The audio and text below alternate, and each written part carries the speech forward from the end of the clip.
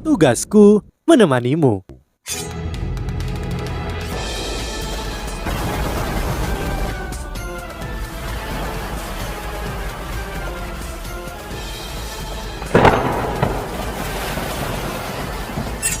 Hai sahabat Pasuk, kembali lagi bersama alur cerita versi novel Solen 2 Sekte Tang yang tak tertandingi. Jangan lupa like, subscribe, dan nyalakan tanda lonceng. Mari kita lanjutkan.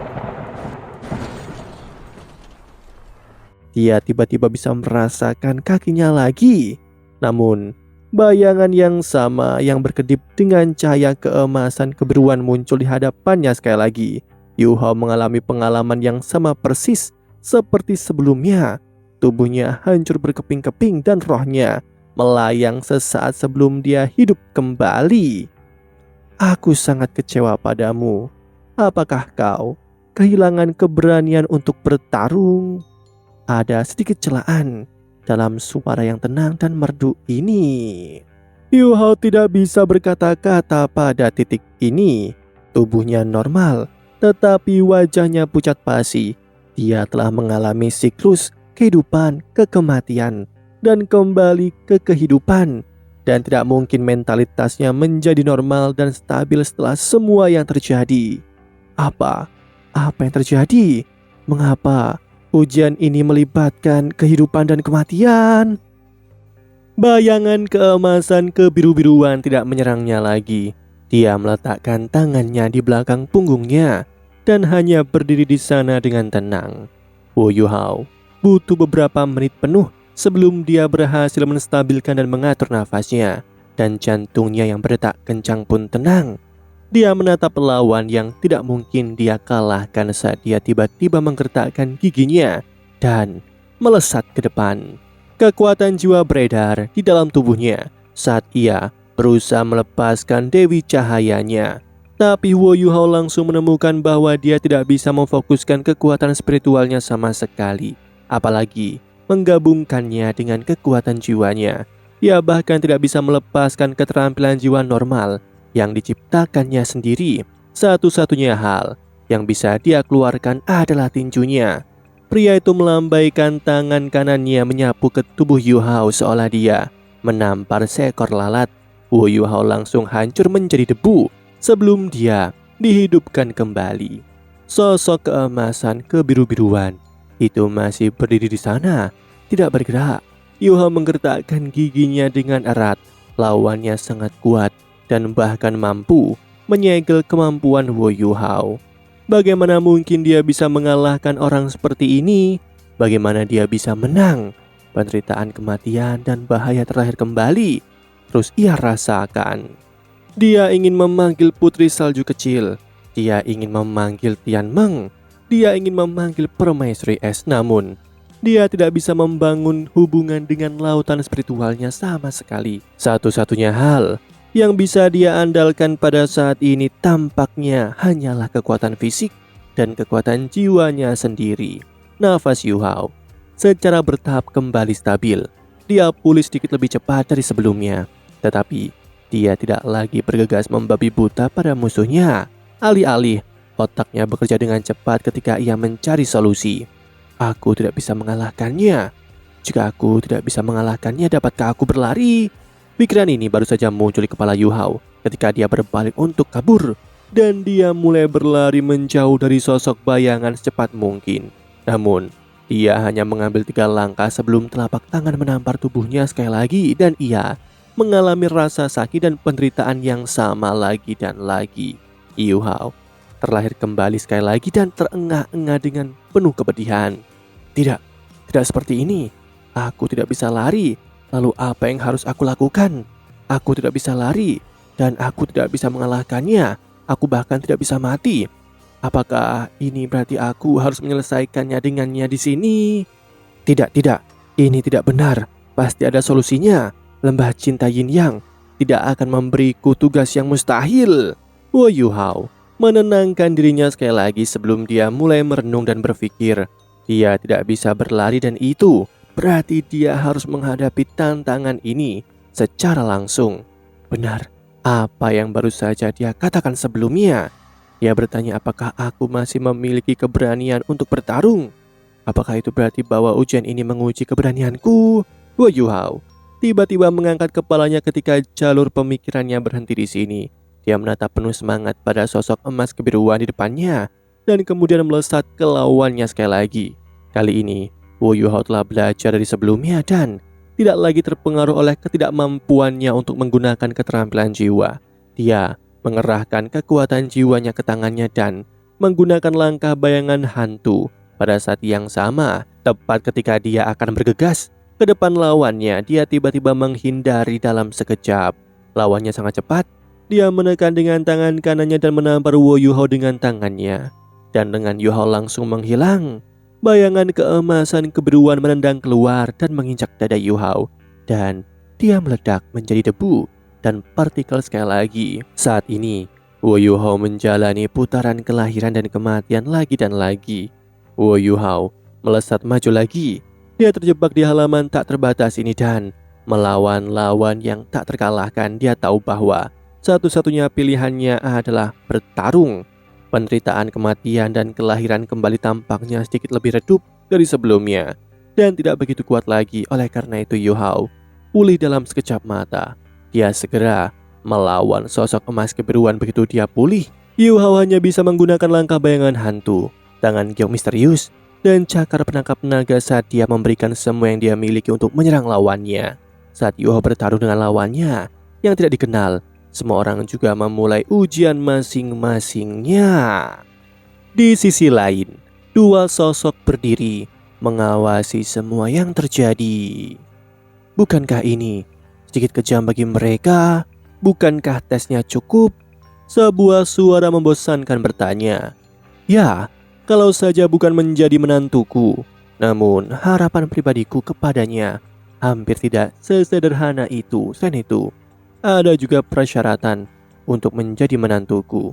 Sudahkah kamu lupa? Sebuah suara yang menenangkan menjawab. Tidak mudah menjadi menantumu. Mengapa aku merasa seperti kamu mencoba membalas dendam sebelumnya? Apakah semua ayah seperti ini? Ketika mereka melihat anak perempuan jatuh cinta pada orang lain, kamu pasti bersenang-senang dengan pertarungan ini, bukan? Dia berkata, jangan memfitnahku. Aku sangat tidak memihak. Tanpa badai, bagaimana mungkin ada pelangi? Aku sudah memutuskan ini ketika aku membiarkan Shouki turun di dunia ini. Di masa depan, jika dia tidak bisa memenuhinya, aku akan mempertimbangkan bahwa tidak ada yang terjadi sama sekali pada keduanya. Kah, kamu terlalu kejam. Bagaimana mungkin menjadi menantuku mudah? Dia adalah favoritku. Bukankah kamu terlalu berlebihan pada putrimu juga? Tanpa badai tidak ada pelangi. Tanpa kemunduran, orang tidak akan belajar cara menghargai sesuatu. Baiklah, kamu menang. Tanpa badai tidak ada pelangi. Diam sebelum aku mengeluh pada istrimu. Oh ya, apakah bos tahu bahwa kamu melakukan ini kepada keturunannya? Aku lupa memberitahunya. Apa kau sengaja melakukannya? Di sisi lain Yuhao berjuang merangkak dari tanah. Dia tidak tahu sudah berapa lama dia mengalami siklus yang mengerikan ini. Sepanjang proses ini, dia bisa merasakan setiap jenis rasa sakit yang bisa dibayangkan orang. Dia bahkan bisa mengingat dengan jelas rasa sakit spesifik yang diikat pada tulang tertentu ketika dihancurkan.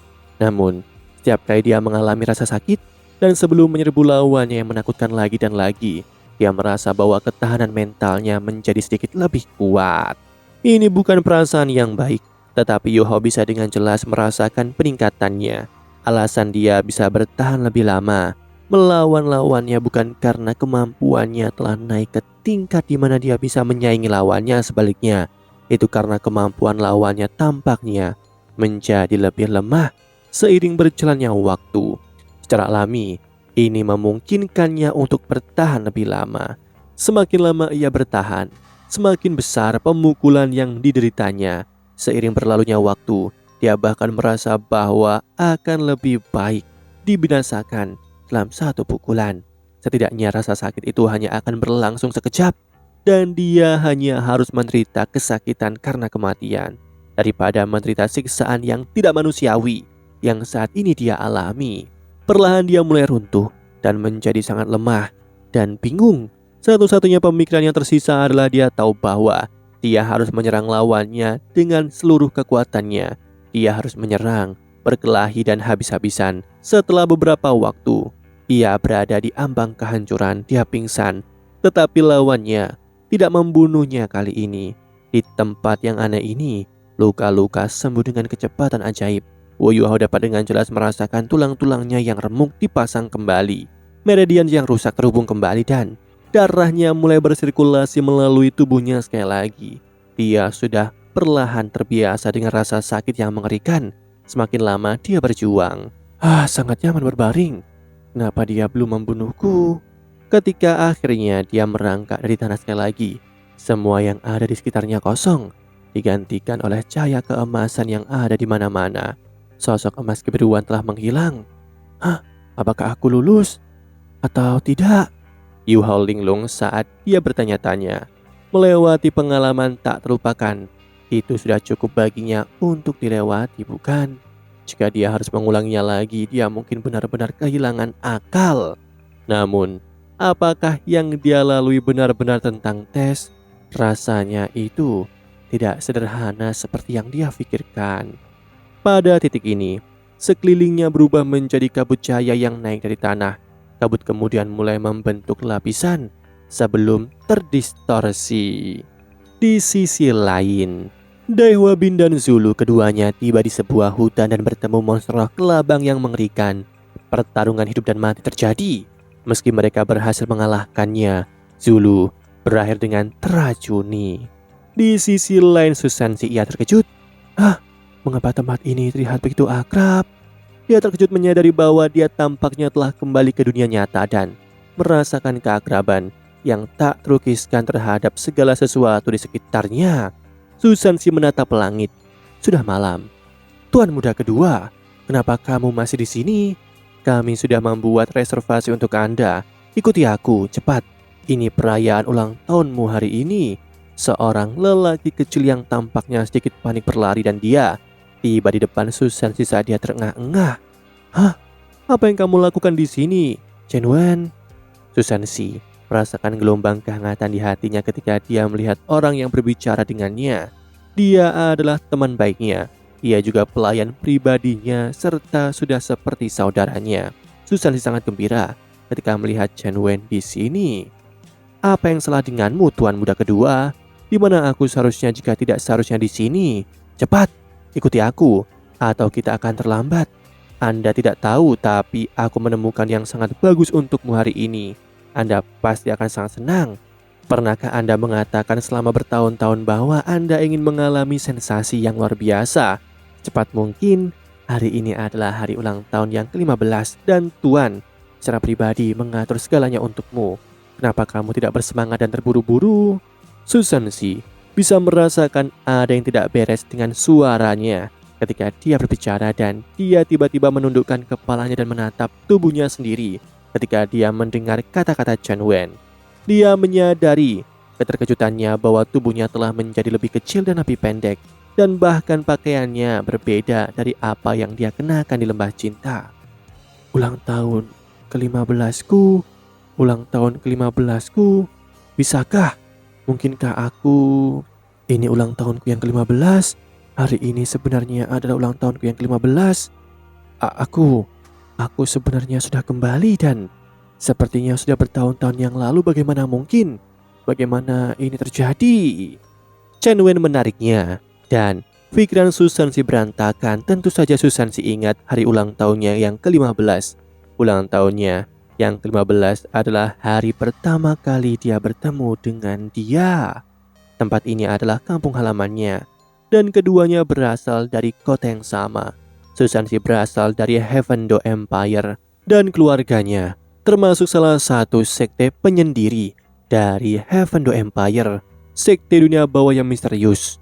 Semua orang di keluarganya telah memusatkan harapan mereka pada Susansi untuk berhasil sebagai tuan rumah di generasinya, dan keluarganya telah mengasuhnya sebaik mungkin sejak ia masih kecil. Susansi telah memasuki akademi Shrek pada usia 12 tahun. Dia sudah berada di Akademi Strix selama 3 tahun ketika ulang tahunnya yang ke-15 terjadi. Tempat ini benar-benar tempat itu. Aku sebenarnya kembali. Apakah ini berarti lembah cinta memberiku kesempatan untuk memperbaiki apa yang aku lakukan? Mata Susansi tiba-tiba menjadi tajam dan fokus, dan dia tiba-tiba merasakan pikirannya menjadi jernih dan rasional pada saat ini. Dia mengangkat kepalanya dan menatap langit. Bulan telah naik tinggi ke langit, tetapi sepertinya itu terbentuk dari matahari keemasan dan bulan perak di mata Susansi.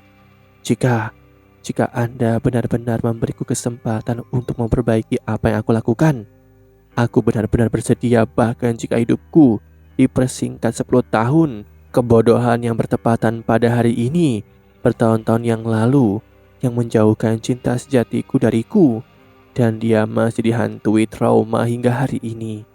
Dia bukan satu-satunya. Aku juga merasakan hal yang sama. Chen Wen tiba-tiba berubah serius dan berkata, "Tuan muda kedua, setiap murid laki-laki langsung dari sekte dunia bawah misterius kita harus menjalani ritual kebangkitan jiwanya ketika dia berusia 15 tahun. Kebangkitan ini sangat penting bagi Anda. Setelah selesai, jiwa bela diri Anda mungkin benar-benar berkembang. Jika itu berkembang menjadi perisai Xuanwu, Anda akan menjadi pewaris pemimpin sekte." Jiwa bela diri yang diturunkan di sekte dunia bawah misterius adalah perisai penyuh Xuanwu. Ada rahasia yang hanya diketahui oleh orang-orang dalam sekte. Itu adalah evolusi perisai penyuh Xuanwu. Mereka hanya mengembangkan ritual ini setelah banyak upaya oleh leluhur sekte. Chen Wen tahu rahasia ini tidak hanya karena dia adalah pelayan pribadi Susansi, tetapi juga karena 5 generasi keluarganya telah melayani di bawah sekte dunia bawah yang misterius. Mereka benar murid inti. Meskipun mereka tidak bisa menjalani kebangkitan jiwa bela diri mereka, mereka masih memegang status yang sangat tinggi di sekte ini. Ritual ini sangat penting dalam mengembangkan perisai penyuh Xuanwu ke perisai Xuanwu. Ritual ini dilakukan ketika ia berusia 15 tahun dan masih perjaka. Mengenai hal ini, sekte dunia bawah misterius selalu merahasiakannya bagaimanapun. Ini bukan hal yang mulia. Sekte dunia bawah misterius tertutup untuk melanjutkan kelangsungan hidup sekte. Mereka tidak punya pilihan selain melakukan ini. Ketika saat ini tiba, mereka akan selalu memilih seorang gadis dari keluarga yang baik dan menawarkan sejumlah besar uang jika dia bersedia melakukan hubungan dengan murid laki-laki yang dipilih. Jika gadis itu mau bergabung dengan sekte dunia bawah yang misterius, dia setidaknya bisa menjadi selirnya dan mungkin istrinya jika hubungan mereka berkembang dengan baik. Jika dia tidak mau, dia bisa pergi dengan sejumlah uang itu. Ini telah lama menjadi aturan dari sekte dunia bawah misterius. Sebagai kandidat yang paling mungkin mengalami kebangkitan jiwa bela diri kedua, Susansi terpilih. Seorang perawan juga dipilih untuknya setelah proses seleksi ketat. Gadis itu tidak hanya harus perawan, tetapi dia juga harus menjadi mas roh yang tidak lebih tua dari Susansi. Selain itu, dia harus cerdas dan cantik. Ketika Susansi menuju ruang ritual kebangkitan, ia mengingat kesalahan masa lampaunya di mana ia masih sangat kecil saat itu dan melakukannya pada Jiang Nanan dengan sangat brutal. Bagaimanapun, itu tidak bisa dihentikan karena ritual kebangkitan perisai Xuanwu-nya telah berjalan dan tidak bisa dihentikan bagaimanapun caranya. Setelahnya, keduanya bertemu di Akademi Strix. Trauma itu masih ada dan Jiang Nanan menganggapnya seperti binatang buas. Saat ini, Susansi harus menghadapi momen ini lagi. Susansi mengerutkan bibirnya dengan erat dan melihat ke langit. Saat ini emosinya melonjak dan akan mengalir keluar. "Terima kasih lembah cinta. Terima kasih. Anda membiarkanku menjalani ini sekali lagi. Terima kasih telah memberiku kesempatan ini. Aku bersedia memulai lagi dari sini. Terima kasih." Susansi memasuki tempat ritual dan menuju ranjang. Jiang Nanan sudah ada di sana.